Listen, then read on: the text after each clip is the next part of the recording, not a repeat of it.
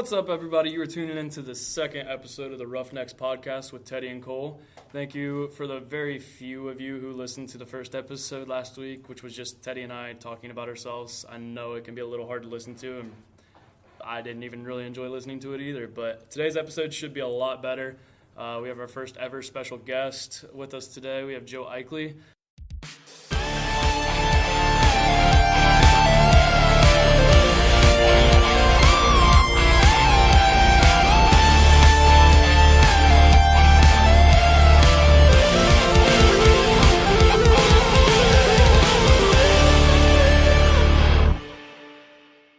Thanks for joining us, Aichele. Thanks for having me. Second episode. Let's go. Yeah. Fire.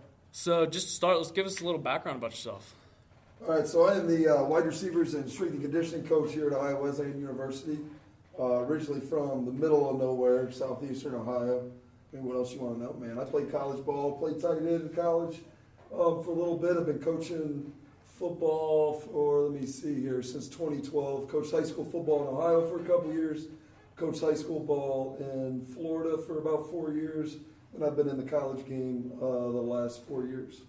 All right. Can you give us a Cousin Murph story? Cousin Murph story right off the bat. That's something about you.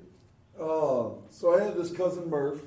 Obviously, his last name is Corey Murphy. Or his last name's Murphy. So he was a very unique individual, to say the least. All right? The ramp one? Yeah. Okay. All right, so we were kids. I want to say we were probably like 10 or 12 years old. Cousin Murph, a couple other guys are hanging out, and we had built this really sketchy jump. A couple cinder blocks, piece of plywood, doing what kids do. So, Cousin Murph tells us that he will be the first one to hit the ramp as long as he gets a can of chew. So somebody will give him a can of chew, he'll be the first one to hit the ramp. So, all right. He goes up the big hill, he's coming down, he's flying. He's got this old sketchy bike, of course, Cousin Murph style. Front tire falls off of the bike. Forks dig into the ground. He goes over the handlebars, smacks his head on the cinder blocks, rolls over, gets up, dusts himself off. First thing he says, "Can I get that can of dick now?" Some people will do anything for a chew. Anything. What's Murph doing now? Murph is just recently released from a penitentiary in Ohio, and I believe he's welding somewhere now, welding something. Hey, at least he's got a job. Last time I saw him in person, he hit me up to meet him in this garage. It was in the middle of the night. I'm talking like midnight. So I go up this garage, way up in the woods, and he is welding these metals in the flour, like flowers. I said, "What the hell are you doing?" He said, I stole all this metal off of a job site. He was working construction at the time. And he was welding these flowers so that he could sell at the flea market. So, if you guys ever seen Trailer Park Boys, Cousin Murphy's kind of a real-life version of Ricky. He's got any scheme, any quick get-rich-quick scheme going at any time. Usually ends with him in jail at some point. So he's a character, to say the least. Okay, All right. One thing about you is you run a lot. Yes. How much do you run a week? I usually try to stay between 20 and 30 miles. This week I'm getting close to 30 miles. I'm like 4 miles short of 30 miles for the week this week. So that's usually a heavy week. I've gotten up to 40 miles a week, but I try to keep it 20 is kind of my minimum. What made you ever start running? Oh, I got too fat, man. Got done playing college ball, eating way too many chicken wings, not working out at all. I was still lifting, but not really working out, and then I just kind of got hooked to it. Moved to Florida, and I moved to Florida, by myself. My now wife was my girlfriend at the time. She moved down like 6 months after I moved down. So I first moved down, and there was a bar on the same street I lived on that had a running club. You run once a week, you run 3 miles, you get a free beer. So that's kind of how it all started. I got hooked on it and just enjoyed pushing myself. I think that is one thing that every individual should do, daily pushing yourself, whether it be physically, mentally, something challenging, and I just kind of got hooked on it. Haven't stopped since. You think that's a great way to go attack Hunter, huh? Yes. Hey. I feel like you need to start running. No, I told that motherfucker, hey, you need to fucking run. I'm talking about you. Oh, me? Yeah, you. No, what are you talking about? You need to start running. I'm just kidding. All right. You need to quit picking yourself. Yeah, it's probably true. Sick bastard. We were originally talking about doing this podcast, and Teddy told me it was going to be about the movie Rudy. I was very confused, so I rewatched it to refamiliarize myself, and then I got a text from Aichele saying, watch the horseshit movie Rudy this weekend, and I will tear it apart next week. So let's just jump into it. Explain to me why this is a horseshit movie. We'll give a backstory. Backstory. Well, I'll give my backstory first. So me and my brother, growing up in Ohio, we're big football fans. I mean, me and my brother used to watch NFL films for hours. We were always just obsessed with football. And we never, like all of our friends growing up, were all Ohio State fans. We never were Ohio State fans. We were always huge Notre Dame fans. So growing up, we watched Rudy thousands of times, watched Rudy, come to love it. Like I was just obsessed with the movie, loved everything about it, embodied everything me and my brother were about, hard work, everybody count, the world was against this guy. And, he was a walk-on, ended up getting a sack in a Notre Dame game. Legendary, So I'm in college. Fast forward, I'm like a sophomore in college. They have the actual Rudy Rudiger come to our campus to talk to us. And I was pumped. I was juiced. I had my Notre Dame jersey on. I had a Notre Dame cap on. They had him in an auditorium. We were actually in the upper deck. So it was me and two of my O-line buddies, and we were actually chanting Rudy when he came to the stage. That's how juiced we were. We were like, Rudy, Rudy. He gets up there and starts talking. All right? And then from there, it just went downhill and completely destroyed my childhood. All right? So if you guys know the story of Rudy, all of it is complete horseshit. First off, if you haven't seen Rudy before listening to this, go watch the movie. Yes. Yes, I've seen Rudy. I had to rewatch it. I haven't seen it in a while. But you need to watch the movie before you listen to this. And to start off, and I'll tell this guy's kind of life story. So Rudy Rudiger, in the movie, it makes you think that he is fresh out of high school, goes, and then walks on to Notre Dame. That is not the truth. He went and served in the military for 4 or 5 years, discharged from the military, worked in a steel mill for another 2 years. So this guy was 26, 27 years old. It never says anything about the military. Nothing at all. Nothing at all. Huh. So, and again, before we go any further, too, you also got to remember, Rudy Rudiger wrote the movie.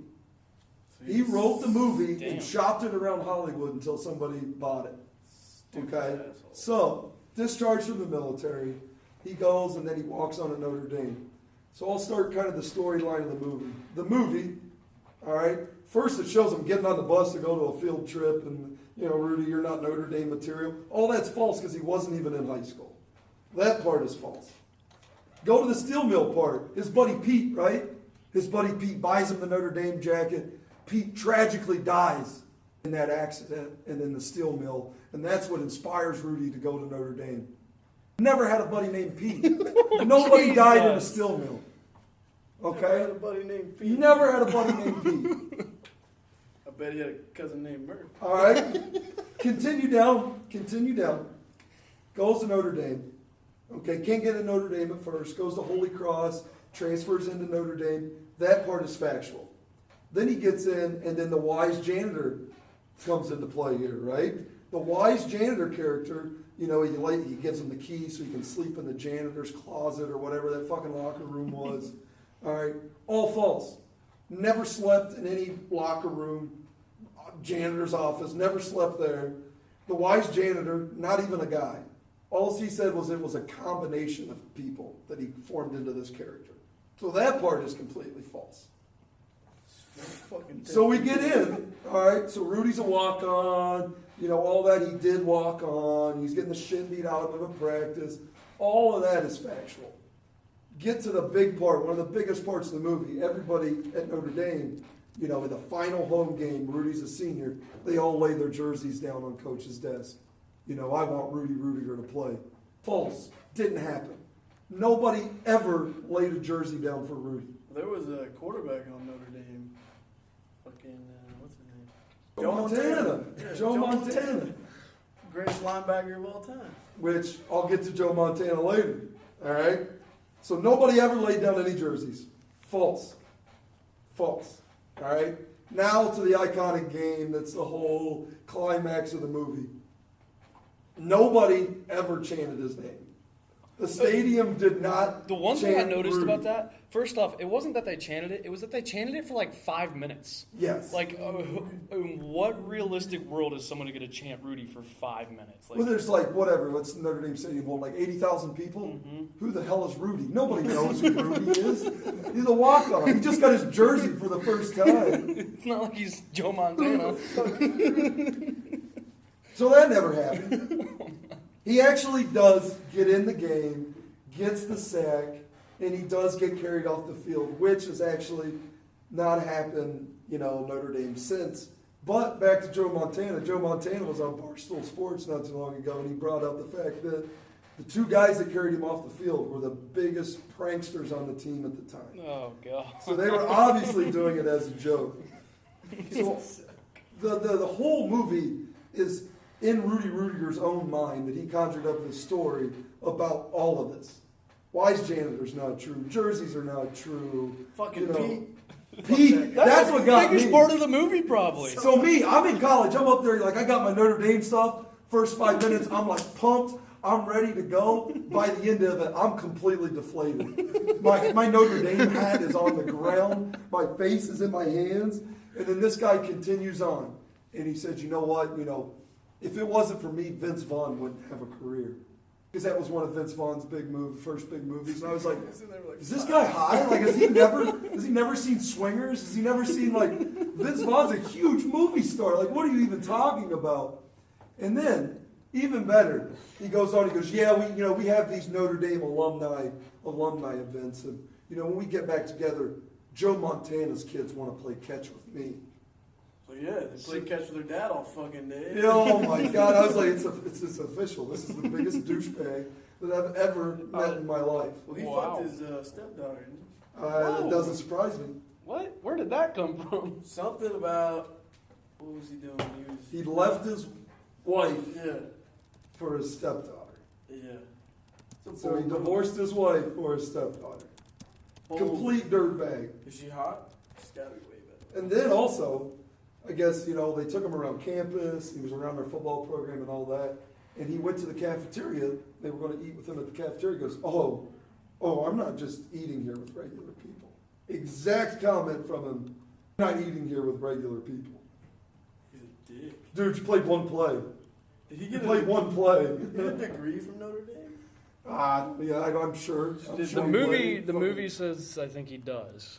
The movie says. I know, but at this point, the shit. movie is I don't even know. But that's it. If you write your own story, and then he shopped it around Hollywood until somebody bought it. That's what got me. Damn. Some stones on that one. So yes, he did get in a game. He did get a sack.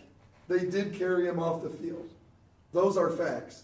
A guy named Rudy Rudiger did that at Notre Dame. Everything else in the movie, complete horse shit, BS. Fucking Pete. The part about Pete, that's just not. I don't. Who makes that up? Yeah, that's. He had to Wow. been high. Fucking. Oh man, I'm high. 4 beers in, I'm gonna write a movie. The beginning of the movie too. That's what I love. Is it says based on a true story, which technically that's what people don't realize is that how loosely that term is. Because like even I'm pretty You sure said loosely or loosely? loosely. You said loosely. Sorry, loosely. Go fuck yourself. Because like isn't what's it? The Blind Side. It's a lot of false facts in that one as well. I believe. Name 5. I can't off the top of my- I'm pretty sure he wasn't as dumb as they made him You seem. just say you're pretty sure he wasn't. I don't know for sure. I'm not going to sit here and state a fact if I don't know Sandra the fact. Bullock for sure took him. No, he did not stay in Tim McGraw's house. He did not stay. That kid did not sleep in Tim MGraw's house. I know Bullshit. that for a fact. I know that for a fact. You know Tim McGraw's dad played baseball? I did not. Fucking there you go. I also know his son played for the Premium Panthers, too. Almost won a Texas State title. In that movie, Tim McGraw had a huge drinking problem. Son couldn't catch a ball for shit. No. No, he fumbled. No, he couldn't catch. No, he fumbled. Either way, he won a state ring. Yes. That's all that matters. He beat the shit out of him in the movie and duct taped the ball to his hands. Fucking Tim McGraw's got anger issues. He's got problems. Apparently, man. How You many know what the movies best is Tim part McGraw about that in? movie? What? They drink Lone Star throughout that whole goddamn. It's Texas. Yeah, they could have switched it up. And that's also West Texas, so I'm sure that's the only That's beer that's even national around. beer of Yeah. Texas. It's nationally. It's the best beer around. Oh yeah. Strength and conditioning, Coach Aichele. All right, what you got for me? So, where do you think, as far as from high schools, they can get better at strength and conditioning? I think at the high school level, if guys, and I mean, we even do it here, us at this level, do not worry about weight. I think a lot of guys, they worry about throwing up big numbers, and especially definitely your power movements at the high school level, back squat, bench, where there's, those numbers don't really mean anything if it's done in a way that's going to hurt you. Like you're talking about loading up a 500-600 pound back squat and doing a half squat. I don't really see where that transitions to the football field. So doing movements that you can see on a football field.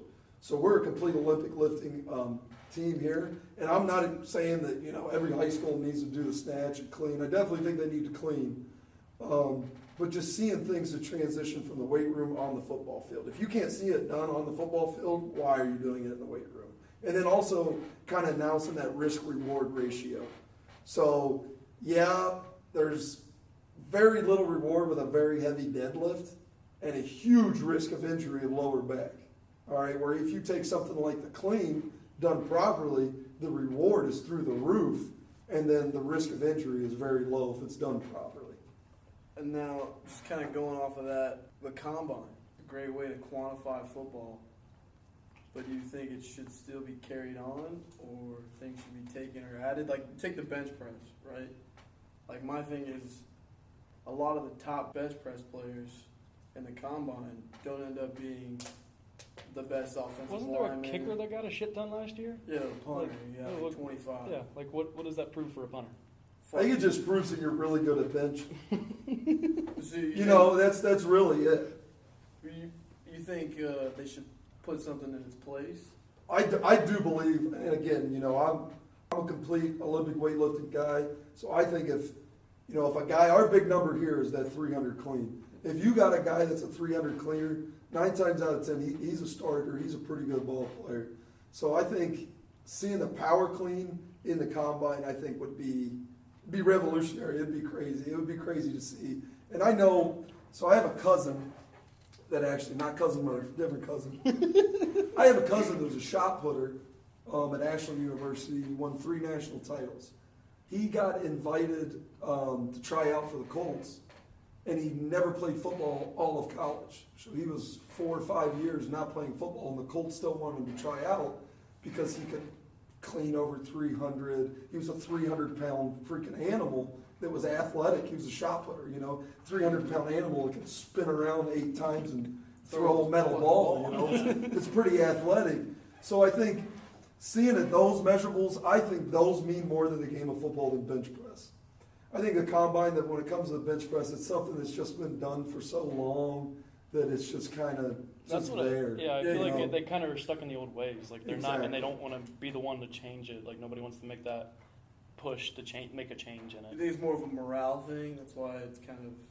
Yeah, and it is. I mean, it is impressive. If a guy can put 225 on there and rep it for 25 times, that is pretty impressive. But I just don't see that on the football field. Right. I don't see where that's going to happen on the football never field. Yeah. What's your opinion about the 40 then? I do. I mean, the 40, that's fine. All the running stuff and that, I get all that. Testing the vertical and all that, I get that. Because I want to know guys' straight line speed. I want to know if I'm looking at the skill position, even O-line. If an O-lineman can run, whatever, in the 5s 10-yard split. low 5s, I like 10s too. I think the 10-yard split's the more important one than the actual. For the offensive line. Yeah. Yes.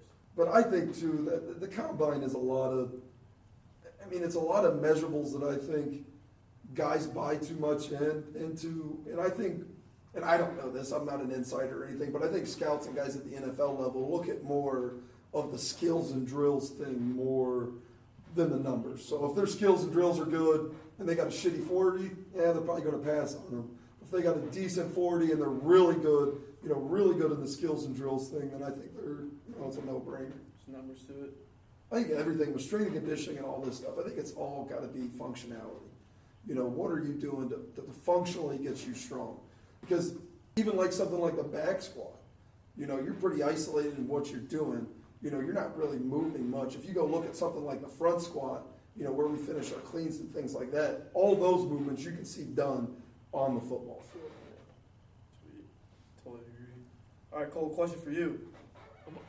Since when is this your podcast? Right now, I'm in the middle. So me and Aichele were upstairs one day and put together a PowerPoint Oh, God. for you guys to do running I can't when remember. everybody was locked up. Okay. Did you or anybody else even look at the fucking thing? I did multiple times. I actually did it. You can ask Cam Jones because he did it with me, and I know Chitty did it too. But as for that, every time I was at the field, there was never really anybody else. So what Keith you're trying was to say is... I honestly, I'm not trying to call a bunch of guys out right now, and if they're listening, Oh, you're just like trying to suck the shit out of the DB's dick. No, it's not the first day I showed up, the receivers were there. There was receivers there. Kellen, Kofi, I think, Yeah. a few other. I think there was an offensive lineman too. I don't really know why, but there was a few guys and they were running routes and stuff. But I don't know if they were running. They were finishing up as we were showing up. But every time I was there was nobody else there. And I know some guys went earlier in the day, but I know a lot of guys didn't do shit. At least some guys did. All right, fair enough. Thanks. Give me a call, everybody out on a podcast. Fair enough. Yeah, let's see if they actually listen to it. You just say, hey, Rudy's a piece of shit, and Cole called everybody out. They can call everybody out, but there was guys that put in work, and I can't account for the whole day. Fair enough. Good. Yeah. All right, so that's a wrap on the second episode of the podcast. Thank you, Aichele, for being the first ever special guest on our podcast. Even the last one. We've never had a guest on the last one either. No. Next guy is Schuster. Oh, yeah, we got Schuster let's go. next. Yeah, That's a little. Schuster's next. We have no clue what our topic is yet, and every time I ask him, he's like, I don't know. What So if we just find out, like, Schuster was never born? He's just like some lab project that got out. Yeah, make him do it shirtless. Schuster is an interesting guy. Perfect chest fro. Or what is it? Chest pubes. Chest pubes down to my ball fro. That's Schuster. So, gotta ask one more question before you go. Favorite alcoholic beverage? Oh man, you put me on the spot like this, huh? And I'm just a classic beer guy, man. I'm Got a particular one? Rolling Rock's my go-to. Ooh, I don't know about that. Ice cold Rolling Rock. As always, make sure you follow. Cole drinks margaritas. No. As always, make sure you give us a follow on Instagram at Roughnecks Podcast. Make sure you subscribe to the podcast and leave a review. Anything you do that you can. Whoa, that was weird. Anything. Cole has extra brain cells. Anytime you share anything with us, make sure you tag us and use the hashtag Roughnecks Podcast. We appreciate everything you guys do for us. Roughnecks out. Later.